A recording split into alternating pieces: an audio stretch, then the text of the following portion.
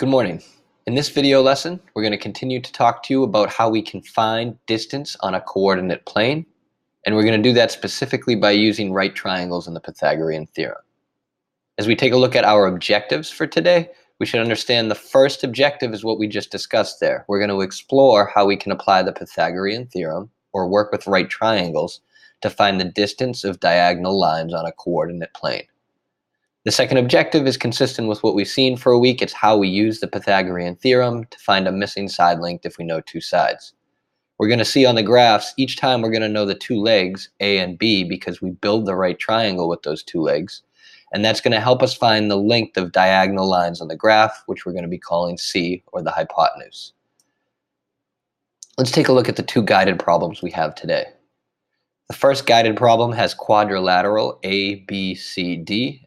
And they're going to ask us to use quadrilateral ABCD to find the distance of line segment BD. So pause this video and go ahead to figure out what is the distance for line segment BD if it's part of this quadrilateral ABCD we see here. Welcome back.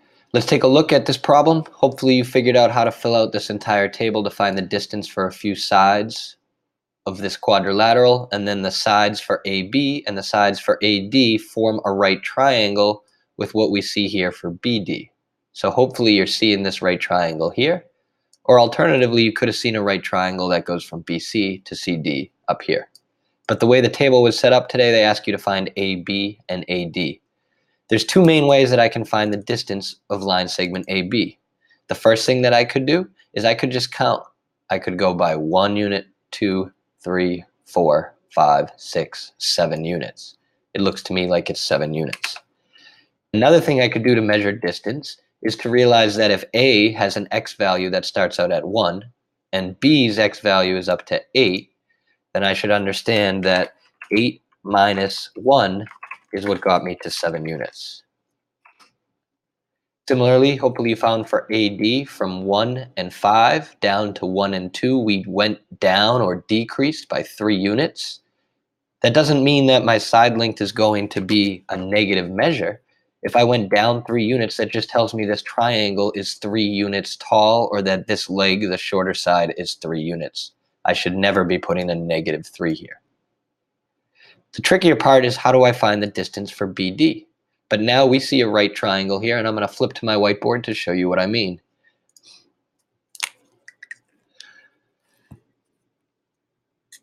We see a right triangle, and I'm going to draw that out onto my whiteboard. And for this right triangle, we should see, here's A, here was B, there was point D down there, and we saw this dotted line that we were trying to find, which is B to D. Let me full screen that whiteboard for you. So we're trying to find the length from B to D, and we know that A to B is 7 units, and we know that A to D ended up being 3 units. Double check my work. Yep, we see that A to B was 7 units, A to D was 3 units. So as we're looking at this whiteboard now, we recognize the side we don't know is going to be equal to C. That's the longest side of our right triangle. It's opposite that right angle we see here. So the two sides I do know, I know that A is equal to 3, I know that B is equal to 7, and I don't know what C is equal to yet. Anytime I know A and B, and I want to find the longest side C, I'm going to use A squared plus B squared equals C squared.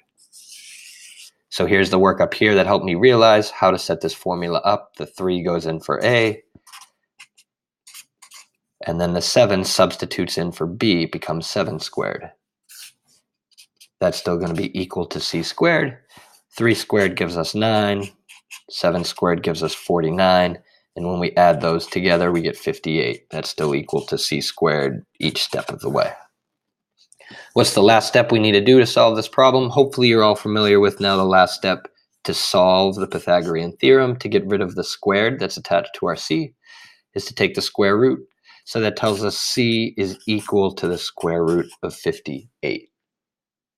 Head back to my document, put that answer in here. C is equal to, if I want to put in a square root, I'll go ahead and equation, click the math operations in the square root button, the square root of 58. They asked us to round or estimate our answer to the nearest tenth of a unit. So when I put in the square root of 58 into my calculator, 7.615, that means I'm just going to cut it off at 7.6 units. The only way I would round up to 7.7 is if the following digit, this 1, were actually bigger.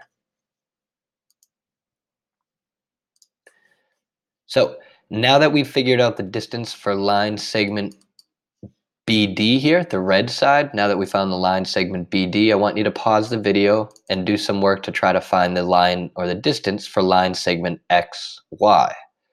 Again, this is a little more challenging. We're now using all 4 quadrants of the graph, so negative coordinates will be involved. And they also haven't connected the line or made a right triangle for you yet, all things you're going to need to do on your own when you pause this video. So pause the video, try to figure this out, and when we come back, we'll take a look. All right, the first thing you should have seen, and you could draw this out on a whiteboard, but I'm going to go ahead and do it in the document instead, is that we could make a right triangle. What's the key? I need an up and down line, straight up and down, so I'm going to go from Y straight up and down. And I also need a line from X that goes straight side to side. If I do that, that's going to create for me a nice right triangle here. So I want to know the distance from X to Y, that line I just drew in right there, which I'm going to put in purple and a little bit bigger. And then to figure that out, I've drawn these 2 legs on here, one that goes straight down and one that goes straight across. And by doing so, these 2 legs now, because they go straight up and straight sideways to connect X and Y, they form a right angle down here. I have a right triangle. I can do 2 things now to try to figure out the distance for the 2 legs. One is just to count. I could count 1, 2, I'm going to make an accident there. I'm going to count 1, 2, 3, 4, 5, 6, 7 units. So I'm going to flip to my whiteboard now. And on this whiteboard, we're going to go ahead and set that right triangle up. I have X, I have Y, and we built a right triangle. We know from counting on our graph here,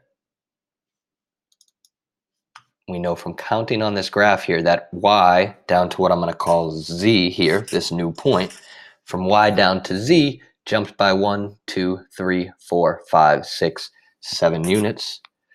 And then from X to Z, 1, 2, 3, 4, 5, 6, 7, 8 units to get from X to Z when I count on the graph. There's another way you could do this by using coordinates to count on the graph. We could recognize that X is at -3 and -3, that Z, this new point we came up with, is at 5 and -3. And then to get from, let's go ahead and full screen this whiteboard now. To get from -3 to +5, I have to jump by 3 and then by 5 more just to get from -3 up to +5. Adding 3 gets to 0, adding 5 more gets to +5. That's a total of 8. Or I could have done 5 minus the -3, but this is where it gets tricky. If you're going to use subtraction to measure the distance, when one of the coordinates is negative, you're going to end up subtracting a negative, which really means to do 5 plus 3. And now you can see a few different ways we could have realized that X to Z is 8 units long. Call me or Miss Stewart over if you need some help to see how long X to Z is or how long Y to Z is. And now that we know A is 8 and B is equal to 7, then all we need to do is use the Pythagorean theorem to find out how long C is, this long side. You're going to do that on your own or call us over if you need any help.